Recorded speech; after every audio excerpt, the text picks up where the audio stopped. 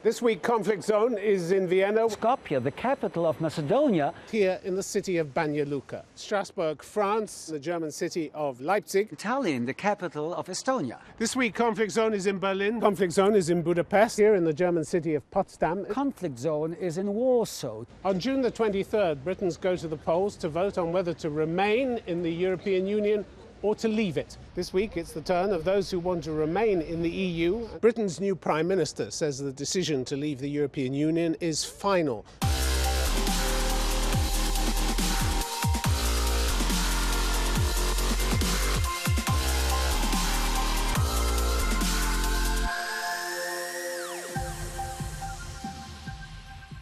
Do you still want to join the EU? Of course. You still want to join the European Union? Definitely. Europe needs the Balkans today as much as the Balkans need Europe. In the end, if we don't have membership, so be it. So you want more Europe? Well, I want more Europe. These challenges are catalysts for more Europe, not to backtrack.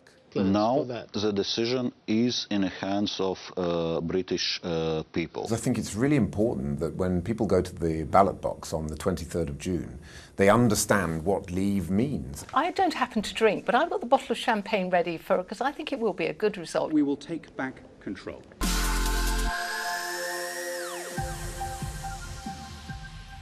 Why are you pressing so hard? Why don't you just wait your turn? Because I have to tell you very frankly that if in Europe there are people talking about enlargement fatigue, in the Balkans... Chancellor Merkel is not talking about enlargement fatigue, is she? If in Europe there are people, fatigue. I'm saying, in the Balkans there are more and more people having a certain patience fatigue. So we need to move fast and to move forward, because I'm absolutely convinced that Europe needs the Balkans today as much as the Balkans need Europe. Let's speak about the European Union and what they are believing, what is happening here. A report for the European Commission last year said the situation in Macedonia has been backsliding. Achievements of the last decades, reforms are being undermined by real and potential political interference in the work of the judiciary.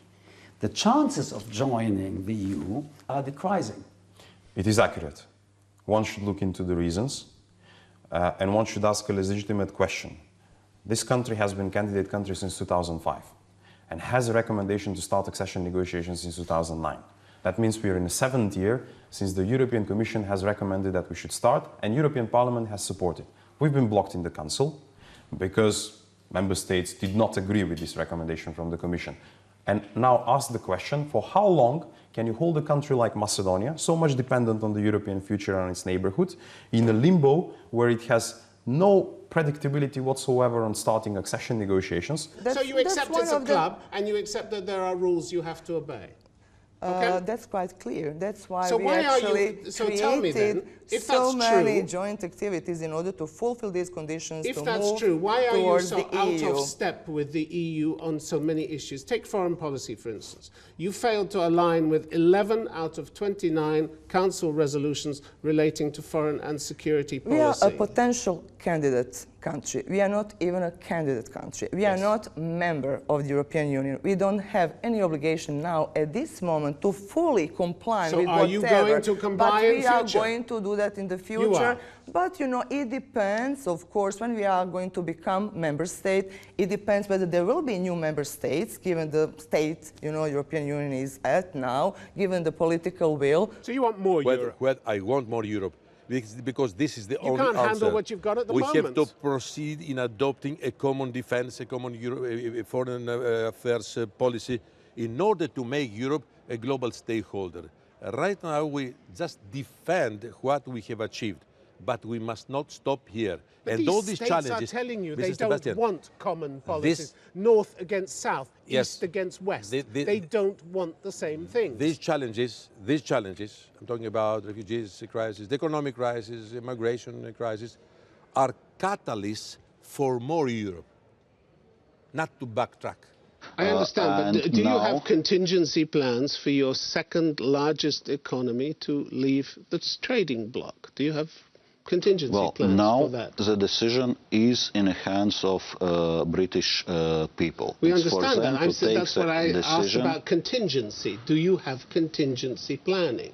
Of course, it makes economically much more sense for the UK and also EU to stay within a European Union. I understand and that. That's so not my question. Do you have contingency plans? Yes or no? Well, once again, I mean, you're supposed to be a transparent organisation. When you took the job, your boss said, I want transparency in this commission. I'm asking you a very simple question. Do you have contingency plans for Britain's departure from the European Union? Our plan on which we are working, it's a plan A for UK to stay within European Union.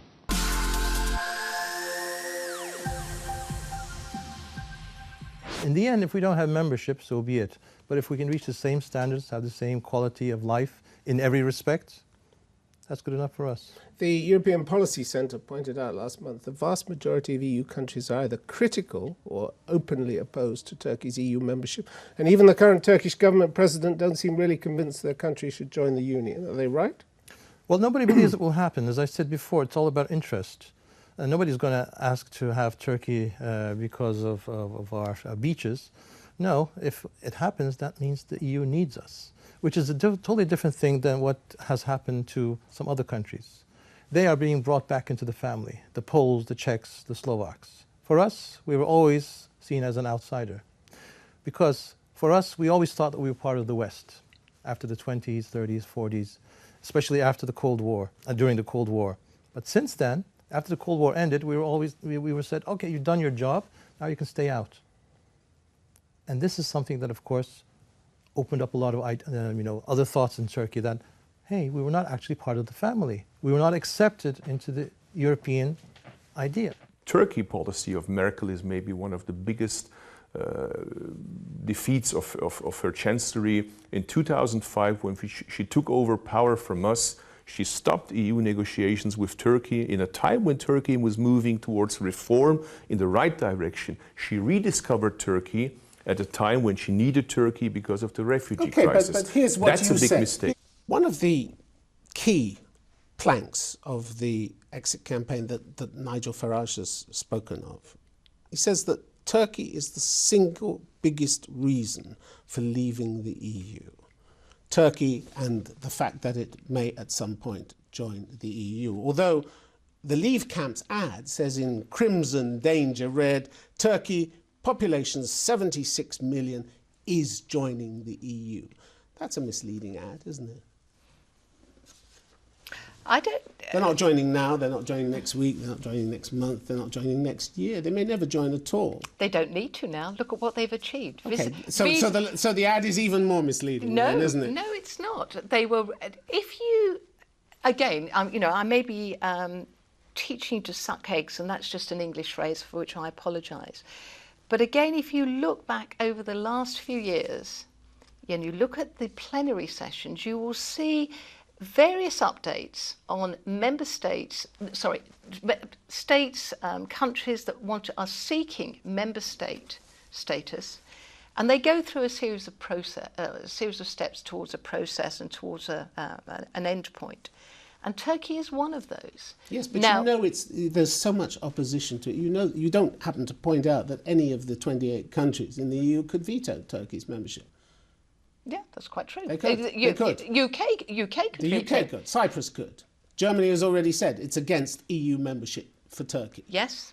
So it's not going to happen, is it? So why keep on with this scare, Project Fear ad from your side? Be very scared. That's what the implication of this ad is, because Turkey's joining the EU. It isn't joining the EU, and the ad is wrong, isn't it? I think I will go on record as saying I believe Turkey will join the European Union. What about Turkey? Your poster, Turkey is joining the EU. Vote Leave poster, presented as unassailable fact. Turkey is joining the EU. No doubt, no caveat, it's going to happen. It's not true, is it? Simply not true. You don't know whether it's true or not. I think it was a fair thing that it was to say that it was both UK government policy and EU policy for that to happen. You didn't say that. You said it's going to happen. Yes. I think that's a fair thing to say when both the British government and the European authorities are saying that it's going to happen. And Angela Merkel had already made clear that she'd vote against it. Well, we'll see what happens. We'll see what happens. But the day after our referendum, the European Commission confirmed that it was still on course. It may have confirmed it's still on course, but Angela Merkel has said it's not going to happen. If you were interested in the truth over Turkey, you would have corrected what Penny Mordaunt said, who denied that Britain had a veto over Turkey's accession to the European Union. Yeah, and that was left standing. Penny was incorrect about that, yeah. Yeah, but nobody corrected her. You didn't get up and say, I'm happy this to correct was her now. incorrect. That was incorrect. It must be apparent to you that the rule of law has been abandoned in Turkey a long time ago, hasn't it? No, I wouldn't say that. But now we are in a different situation. After the coup, we all expressed our strong support for the president and for the constitutional order. At the same time, after the coup, what's happening, it's probably too much and too quickly, and therefore we have expressed our concerns. And now is the time to say that there are certain limits that should not be crossed. Yes, but the limits were crossed a long time ago on human rights, on treatment of Kurds, on the crackdown on civil society. It's time to look for other solutions for your migrant problem than to farm it out to a country that has very little regard for human rights. I think it would be a very big mistake if we consider that because of migrants and because we need Turkey on migration issue that we are going to give any discounts on human rights or on the rule of law. You already have. You already have given discounts. I wouldn't say so.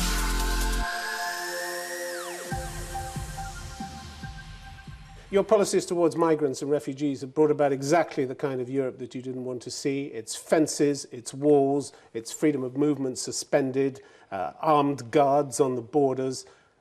Freedom of movement, it's gone, hasn't it, in Europe? Just what you didn't want. It's a difficult situation, I admit.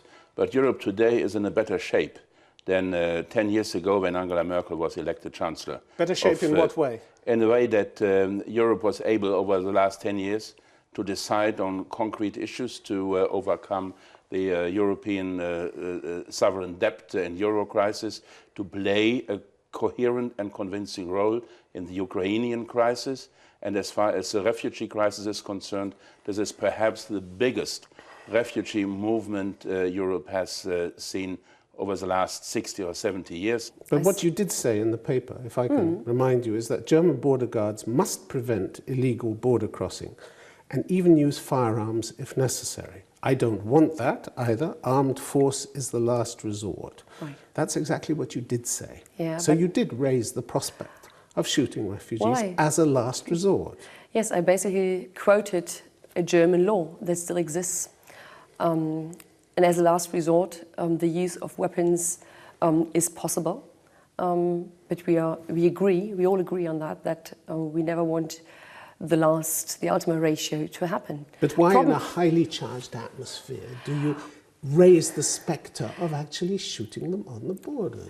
Actually, again, the use of weapons is not the same as using weapons against people. Again, I think it would be very... Well, you didn't say fire in the air, did you? But that would be the first thing to do, of course. You see, I didn't even raise it myself. The question is what topics are raised also by journalists to make our party appear in a very specific way. And if it's You're not responsible for what you say? Of course, I am very responsible for what I say. But again, securing German borders, controlling them, as now 26 out of 28 European states decided to do without Germany's help, is something we have to talk about.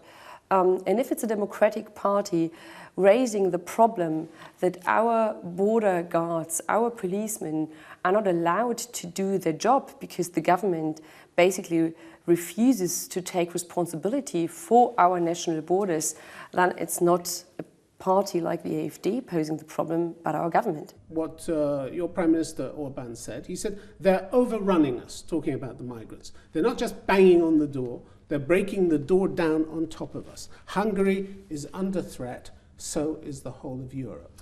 Yeah, because... Clearly inflammatory, isn't it? No. Designed to scare. If you have 10,000 people on a daily basis coming through your border illegally, without any willingness to cooperate with your authorities, then I think it's unacceptable. because a state is a state because it has borders and is able to defend its borders, and borders have to be respected, and our laws have to be respected. And our laws say it very clearly how you can cross the border of Hungary. And if there are thousands, tens of thousands coming on a daily basis, breaking your law, coming illegally through your border, rejecting any kind of cooperation with your authorities, that's something what we cannot accept and will not accept in the future either. It seems like the true reasons for not wanting to take in any refugees are very irrational. For instance, the leader of your party, Kaczynski, said, there are already signs of the emergence of diseases that are highly dangerous and have not been seen in Europe for a long time. Diseases? There are, of course. Of course. Yeah, well, there are any epidemics in Europe since refugees are coming in? But there are problems, of course. There are a number of problems. Our position is quite open, frank, and transparent. We may accept refugees if they qualify to be refugees, if they provide identity documents and they are not threatening our security. And this relocation is on a voluntary basis. I understood. Mr. Kaczynski went on. Cholera on the Greek islands, dysentery in Vienna. There is also talk about other, even more severe diseases. Here again, diseases. Apparently there are. What does it mean they are? I mean, Polish people are not sick? German people? It happens also in Poland. So why Mr. Kaczynski is pointing out diseases? Migration and refugee is a policy, and each country has a right to work according to the policy of migration and refugee. Why do Muslims frighten you in Slovakia so much? Why are you so intolerant? Because our people have not been exposed to them, and they are frightened. It's a new phenomena for them. So they need to... Frightened about what? Is your own culture and your own identity so fragile that you think the influx of a few hundred Muslims is going to spoil your country? 100 Muslims means nothing in Belgium or in London, but it does mean something in Slovakia because there is... What does it mean, Minister? What? Is it a threat?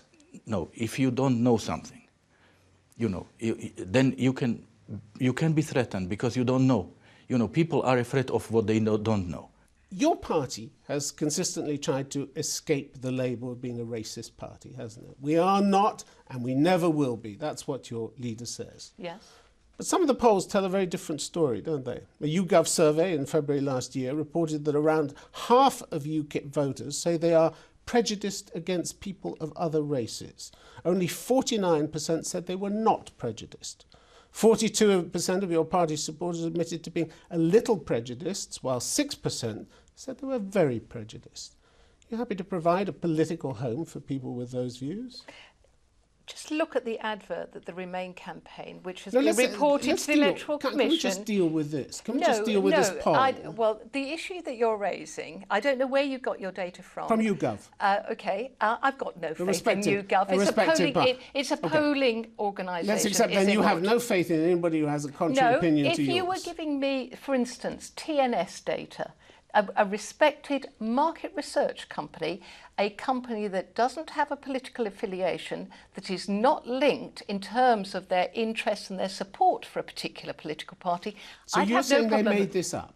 No, I'm not saying they've made it up, but doesn't it suit their client and their affiliation? So address it if they're not making it up. So please address it. Okay. I'm asking how you feel. Could you just remind me when the data was taken? It was February last year. February 2015. In the run-up to the general election, when UKIP was under the most ferocious attack from the Conservatives in particular, but also from other political parties, and they were trying with every means, and you've given us some brilliant examples, to label us as racist and homophobic, and they really did throw the book at us. If you take the 7/7 attacks here or the Bataclan attacks in Paris, they were perpetrated by citizens of those countries. So the first thing I'd say is it's not connected to free movement of people, because if you've got citizens of your own countries, that's a problem of integration, not of immigration. My other view is that I think if there are mad people out there who want to do bad things, they're going to do it, whether or not the Schengen zone exists. This is free movement. It's not advantageous links. It's free movement. Of it's labour. It's what people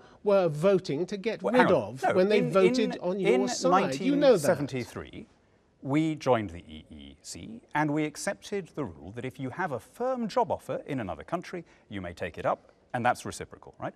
And I don't remember there being any complaints about that. Now, when Maastricht came in and European citizenship came in, that was a huge shift what you to something campaigned on. And by the way, your fellow Vote Leave campaigner, Michael Gove, who wanted to become Prime Minister, had another view entirely. I will end free movement, he said. Well, necessarily, on both sides there were coalitions, but the idea that... Well, you couldn't get your stories together. You're for free movement, and he's against it. We very clearly said that we will take back control.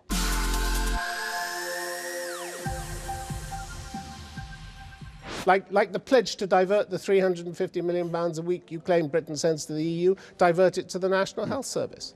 I absolutely which turned out not to be a pledge. I absolutely stand by the £350 million a week figure. That is a gross figure, and obviously people understand the difference between gross and net. They understand that if you ask what your salary is, it's the gross, not the net figure. But the chair of the UK Statistics Authority said the statement was potentially misleading. I disagree with that. I'm absolutely prepared to defend that figure. If you say to somebody, you know, what's basic rate income tax, they will say to you, it's 20p in the pound. They won't say, oh, well, I'd better deduct all the stuff that I get back in roads and schools and He said the use of the hospitals. £350 million figure appears to be a gross figure, does not take into account the rebate or other flows from the EU to the UK public sector or flows to non-public sector bodies. This statement is potentially misleading, but you went on using it anyway. Yes, and I stand by it. You didn't mind being misleading. I don't think it was misleading. No, I disagree with that. Professor Ian Begg of London University goes even further than Andrew Dilnot. He says the amount that the Treasury remits to Brussels, and thus the direct cost to UK taxpayers, always has the rebate deducted before payment is made. Because of this, the correct figure, taking into account the rebate, should be around 280 million a week. That's 70 million lower than the one that your campaign is touting. No, it's the campaign, as I've just mentioned. It's a figure launched by Vote.leave. It's a figure that Nigel Farage has used many times. And he's the leader of your party. OK, well, I'm using the figure of 280... So you're saying he's wrong now. Here's another split between you people on the Brexit side. Thank you for informing me that Nigel's using the 350 million. I'm using the 280 million figure as a minimum in terms of the cost of EU membership, because what I'm saying to people at the debates where I'm a speaker is this big, big difference between fixed costs and fixed costs and direct and indirect costs. But you agree that membership. The 350 million figure doesn't hold up. It shouldn't be used, and Andrew Dilnot was right to question it. Yeah, I'll give you ground on that, yes. Thank you, thank you.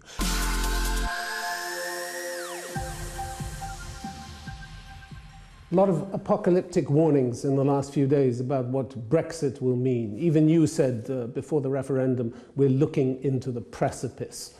Is the EU so fragile? Yes, it is. Since a couple of years, we cannot deny the fact that there are clear tendencies of dissolution.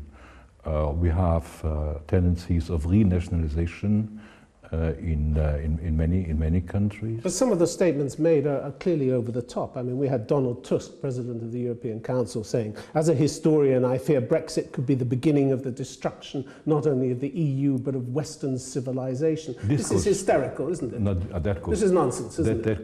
That goes too far, and I wouldn't say nonsense if my friend Donald Tusk says something.